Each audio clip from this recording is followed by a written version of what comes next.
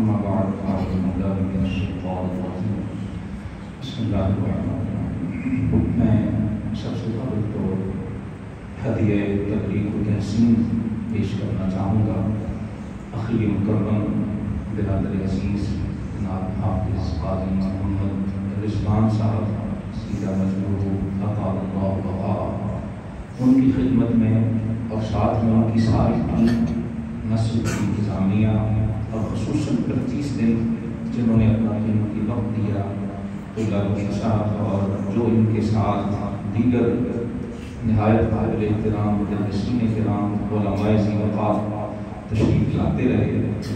میں تو سچی بات میں ان کو مجاہدین نہیں کہوں گا، انہوں نے بڑا جہاد کیا ہے ان دنوں میں.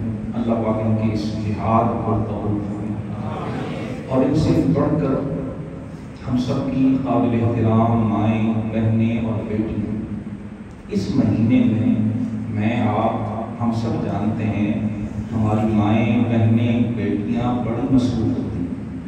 ہم تو آرام سے سحری اور افطاری کر کے ہاتھ دھو کے مسجد چلے جاتے ہیں، لیکن سحری بنانے میں کتنا وقت لگتا ہے اور افطاری کا دسترخوان سجدے میں چولہے کے آگے کتنی دیر کھڑا ہونا پڑتا ہے، شاید یہ مجھے اور آپ کو پتہ نہیں ہے. لیکن میں اپنی بیٹیوں، اپنی بہنوں، اپنی ماؤں، ان کی خدمت میں یہ ضرور عرض کرنا چاہتا ہوں کہ گھر کے جتنے افراد کی سحری افطاری کا آپ انتظام کرتے ہیں، ہم بطور انسان کم سر ہم ایک دوسرے کا شکریہ ادا نہیں کرتے. لیکن یاد رکھیے گا معلم کائنات محسن انسانیت رہبر انسانیت صلی اللہ علیہ وآلہ وسلم کا ارشاد مبارک ہے من لم یشکر الناس لم یشکر اللہ، اور کما قال رسول صلی اللہ علیہ وسلم. فرمایا جو انسانوں کا شکریہ ادا نہیں کرتا وہ اللہ کا شکر گزار بھی نہیں ہو سکتا. اور انسان صرف وہ نہیں جو ہم سے دور رہتے ہیں، سب سے پہلے جو جتنا ہمارے قریب ہے وہ اتنا ہمارے شکریہ کا زیادہ حقدار ہے. تو اس مہینے میں ہماری بیٹیاں بہنیں اور مائیں سحری اور افطاری کی جتنی بھی ان کی شدید ترین مصروفیات ان کے باوجود اس کورس میں تشریف لاتی رہی تو لائق تبریک و تحسین ہیں.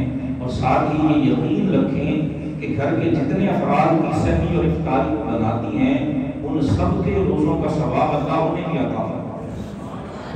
گھر کے لوگ بھلے شکریہ ادا کرنے میں کنجوسی اور بخل کر لیں، لیکن اللہ شاکر بھی ہے اور علیم. اللہ آپ کی اس کاوش کو قبول فرمائے، آپ کے اس آنے کو قبول فرمائے. یہ مہینہ رمضان کا مہینہ ہے اور رمضان قرآن کا مہینہ ہے اور قرآن علم سے اپنا آغاز کرتا ہے. اقرأ بسم ربک الذی خلق. محترم علی عبید صاحب نے جتنی بھی گفتگو کی، پوری دنیا کی تاریخ کا خلاصہ یہ ہے کہ اس دنیا کے اندر، اور یاد رکھیے یہ دنیا دار العمل ہے، یہ دار الجزا نہیں ہے. دار الجزا آخر قرآن کا کنکلوژن خلاصہ یہ ہے. اور یہ یاد رکھیں قرآن باقاعدہ پہلی قوموں کا تذکرہ کرتا ہے، قوم عاد، قوم ثمود، قوم صالح، قوم ہود، قوم شعیب، قوم موسیٰ، قوم عیسیٰ، سب کا تذکرہ. کیوں؟ ہمارا جو ایک بہت بڑا المیہ ہے وہ یہ بھی ہے کہ ہم قرآن حکیم نہیں پڑھیں. یاد رکھیے تربیت کے حوالے سے جو کچھ بھی کہا گیا، جب تک ہم قرآن سے نہیں جڑیں گے نہ ہماری تربیت ہوگی اور نہ آنے والی نسلوں کی تربیت ہوگی. اتر کر ہرا سے سوئے قوم آئے اور ایک نسخہ کیمیا ساتھ لا، مس خام کو جس نے کندر بنایا، کھڑا اور چھوٹا الگ کر دکھایا. رہا ڈر نہ بیڑے کو موجے بلا تھا، ادھر سے ادھر پھر گیا رخ. جس کتاب نے کائنات کی تاریخ کو تبدیل کیا، آج ہم اس کتاب سے دور ہو گئے. پہلی قوموں کا تذکرہ قرآن ہماری ہدایت آئی اور اس کا خلاصہ یہ ہے کہ جس قوم نے جس زمانے میں علم کو، تحقیق کو، جستجو کو، اللہ کی بخشی ہوئی صلاحیت کو استعمال کیا ہے، کام میں لائے ہیں، علم اور تحقیق کے میدان میں اپنا سکہ بٹھایا ہے، اللہ نے اس دنیا میں انہیں عروج اور ترقی عطا فرمائی. مسلمانوں کی تاریخ کا سنہرا دور وہ دور تھا جب مسلمانوں کا بچہ بچہ قرآن سے بھی جڑا ہوا اور اس کی زندگی تحقیق اور جستجو کے ساتھ جڑی ہوئی تھی. اللہ نے اس دین کے ماننے والوں کو بام سریا اور اوج کمال پر پہنچا. اور جو ہم قرآن سے دور ہوتے گئے ہیں تو زوال ہمارا مقدر بنتا چلا. طبیعت کے حوالے سے اگر ہم قرآن حکیم سے سیکھنا چاہیں تو سورہ لقمان کا دوسرا رکوع جناب لقمان کی اپنے بیٹے کی نصیحتوں پر مشتمل. ماں باپ کو یہ رکوع ضرور پڑھنا چاہیے. 21ویں پارے کی صورت ہے سورہ لقمان، دوسرا رکوع ایک رکوع ہے. اپنے آپ کو ذمہ دار سمجھتے ہیں. اگر ہم سیکھنا چاہتے ہیں تو ہمیں وہ ضرور پڑھنا چاہیے. اگر جو بات سمجھ نہیں آئے اپنے امام مسجد سے، اپنے متعلقہ عالم دین سے ہم رجوع کریں، ان سے پوچھیں. اور آخری بات میں شرکائے کورس سے، بیٹیوں سے، بہنوں سے اور جو نوجوان بچے ہیں ان سے بھی عرض کرنا چاہوں گا، خصوصاً اپنی بیٹیوں اور بہنوں سے. سورہ احزاب کی آیت نمبر 22 پارے کے آغاز میں اس میں اللہ نے مسلمان مردوں اور عورتوں کی چند صفات کا ذکر کیا. اور یہ بات بھی ذہن میں رکھ لیں کہ جب تک میں خود بدلنا نہ چاہوں مجھے کوئی تبدیل نہیں کر سکتا. اگر میں خود مالک کا استطاعت نہیں، اگر میں خود اپنے آپ کو نہیں بدلنا چاہتا، خارج کی تبدیلی مجھ پہ کوئی اثر انداز نہیں ہو سکتا. سب سے پہلے ہمیں اپنے اندر اس خواہش کو زیادہ سے زیادہ ابھارنا ہوگا کہ کیا میں تبدیلی چاہتا ہوں. پھر اگر یہ خواہش موجود ہے تو سورہ احزاب کی آیت نمبر 35 ایک آیت ہی کافی ہے. آپ اس کا مطالعہ کر لیجئے. قرآن جس طرح کا مومن دیکھنا چاہتا ہے ان ساری صفات کو کیٹاگوریکلی نمبر وائز، ان المسلمین والمسلمات والمؤمنین والمؤمنات والقانتین والقانتات والصادقین والصادقات والصابرین والصابرات والخاشعین والخاشعات والمتصدقین والمتصدقات والصائمین والصائمات والحافظین فروجهم والحافظات والذاکرین اللہ کثیرا والذاکرات. ترجمے میں کیا ہے بہت لوگ چاہیے، میں نے صرف یہ پڑھ کے سنا دی ہے. آیت کے کلمات اتنے خوبصورت ہیں، انسان سنتا جاتا ہے، دل میں نور داخل ہوتا جاتا ہے. پڑھیے کنز الایمان شریف سے پڑھیے، ضیاء القرآن شریف سے پڑھیے، جو تفصیل آپ کے پاس موجود ہے.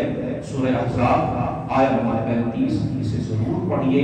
یہ آپ کے دل کو اجلا اور روشن. بہت وقت ہو چکا ہے، بہت لمبی گفتگو آپ نے سماعت کی ہے. چونکہ ہمارا یہ پروگرام خصوصاً بیٹیوں کے حوالے سے ہے تو میں اپنی بیٹیوں، اپنی بہنوں، اپنی ماؤں کی نظر اقبال کی ربائی عرض کر کے گفتگو سمیٹوں گا. اقبال نے ایک نصیحت کی تھی قوم کی بیٹی میں. آپ نے فرمایا تھا کہ اگر بندے سے درویش بغیر ہزار امت بغیرت تو نبی بطول باش و منحاش و وزین عصر قادرہ ہوش شبیر بغیر. اقبال نے کہا تھا کہ میری قوم کی بیٹی اگر درویش کی ایک نصیحت تم قبول کرو، اگر بندے سے درویش بغیر، بہت لمبی چوڑی نصیحت ہے، صرف ایک نصیحت سنگل آؤٹ کرو، ایک بنیادی گر جس کو اردو فارسی میں شاہ کلیم کہتے ہیں، انگریزی میں ماسٹر کی کہتے ہیں. ماسٹر کی یہ ایسی چابی ہوتی ہے جس سے ہر تالا کھل جاتا ہے. وہ کسی بھی قسم کا ہو، چاہے رقم میں ہو، وہ جاپان میں ہو، پاکستان میں ہو، کہیں کا بنا. ماسٹر کی کہتے ہیں اس کو ہیں جس کے آگے پھر تالا بند نہیں رہ سکتا، اسے کھلنا پڑتا. جس طرح دنیا کے ان ظاہری لاکس، ان اقفال، ان تالوں کے لیے ایک ماسٹر کی ہوتی ہے. کچھ تالے دلوں پہ بھی پڑتے ہیں، کچھ تالے سوچ پہ بھی پڑتے ہیں، کچھ تالے فکر اور شعور پہ بھی پڑتے ہیں. فکر، شعور، سوچ اور دل پہ اور روح پہ پڑنے والے ان سارے تالوں کی ایک ہی ماسٹر کی علامہ نے اپنی قوم کی بیٹیوں کے سامنے کہتے ایک نصیحت میری قبول کر لو، ہزار امت بغیرت تو نبی. دنیا میں قومیں آتی جاتی رہیں گی، زوال پذیر ہوتی رہیں گی، فنا ہوتی رہیں گی، تمہیں اللہ بقا کیا نصیحت ہے؟ بطول باش و پنہا شو عظیم رست. اقبال کہتے ہیں سیدہ کائنات کے نقش قدم کو اپنا رہنما بنا. خاتون جنت مادر حسنین رسول اللہ کے دل اور نظر کا چین حضرت سیدہ نساء اہل الجنت فاطمہ الزہرا رضی اللہ تعالی عنہا کی سیرت کو لگا. اور قربان جائے اقبال جو کے خاص کرتے بڑی عمیق بڑی گہری نظر رکھتے تھے. سیدہ کی بے شمار خوبیوں میں سے ایک خوبی سے صرف ذکر کیا بطول. اور یاد رکھیے گا بطول اسے کہتے ہیں جو ہر چیز سے علیحدہ ہو کے خود کو اپنے رب سے جوڑے. سورہ مزمل میں رسول اللہ کو حکم ہوا وَتَبَتَّلْ إِلَيْهِ تَبْتِيلًا. اے محبوب سب کو چھوڑ دیجیے اپنے آپ کو اپنے رب سے جوڑے. سیدہ کائنات کو بطول اس لیے کہا جاتا ہے کہ سیدہ کے دل میں دنیا کی آسائشوں دنیا کی لذتوں دنیا کی چکا چوند دنیا کا گلیمر دنیا کی خوبصورتی دنیا کی دولت کی ایک رائی برابر بھی جگہ اور گنجائش ہے. سیدہ کے دل میں اگر کچھ تھا تو اللہ اور اللہ کا رسول تھا. اقبال کہتے ہیں اسی نقش قدم کو اپناؤ. بطول باش ظاہر ہے کہ یہ ہر ایک کا کام نہیں ہے یہ ہر ایک کا مقصد نہیں ہے لیکن ہر فرد کا اپنی اپنی ہمت کے مطابق کوشش ضرور کرنی چاہیے. اقبال کہتے ہیں بطول کے نقش قدم پہ چلتے ہوئے پنہاش و عظیم رست زمانے کی ناپاک نگاہوں سے خود کو چھپا حجاب میں آ جاؤ. زمانے والوں کی ناپاک نگاہوں سے اپنے وجود کو محفوظ کر دو. نتیجہ کیا نکلے گا؟ قادرہ ہوش شکیلے بلی. اے امت کی ماں بہن اور بیٹی جب تیرا کردار پاک ہوگا تیرا وجود ناپاک نگاہوں سے محفوظ ہوگا تیری گود میں پلنے والوں میں شبیر پیدا ہوگا. تیری آغوش میں تربیت پانے والوں میں حسینی کردار کی جھلک دکھائی دے گی. اور یہ جھلک تب آئے گی جب ماں کے کردار میں طہارت ہوگی بلندی ہوگی واقعی. اللہ پاک ہمیں علامہ اس نصیحت کو پلے سے باندھنے توفیق عطا فرمائے. میں بارے دیگر ہدیہ تقریب اور تحسین پیش کرتا ہوں اس کورس کے آرگنائزرز کو جو اس کے انتظام کرنے والے ہیں. اللہ پاک سب کو جزائے خیر عطا فرمائے. ان کی اس کاوش کو سعی مشغول فرمائے اور انہیں دارین اپنی عزتوں اور کامیابیوں سے نوازے. وما توفیقی الا باللہ علیہ